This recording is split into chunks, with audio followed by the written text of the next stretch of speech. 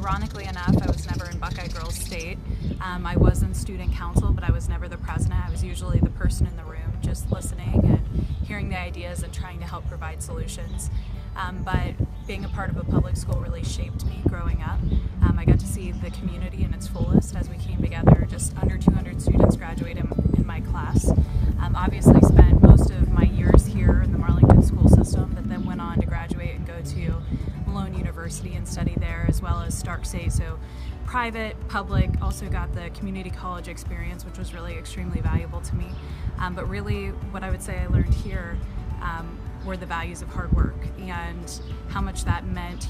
While I was in school, I was very seldom not doing something outside of school. I was working 2 and 3 jobs serving tables because I learned at a very young age about earning money. And so that was something that my friends all kind of teased me about as I was going through school. They're like, hey, you can't do this extracurricular stuff because why are you going to work? We're in 6th, 7th, 8th grade, and I'm like, hey, I've got to buy this, that, and I want to plan to buy my first car. And so that really shaped who I was as an individual, going to school and then balancing work on the side. Growing up in the public school system, I wasn't removed from any chastisement, if you will. My father was an elected official as long as I can remember. When I was in kindergarten, I was sitting in the township hall, drawing flags and listening to the discussion and debate that was happening at the very local level. And by the time I made it into the 6th grade, our family was campaigning for my father to become a state representative. Ironically enough, it wasn't as easy as it looked for everybody on the outside looking in. My best friend was leaving and going to the state capitol, and we didn't really know what that would look like. Our family business actually suffered a great deal from that trait of having that intellectual power at home and in Marlboro Township and the community going to Columbus.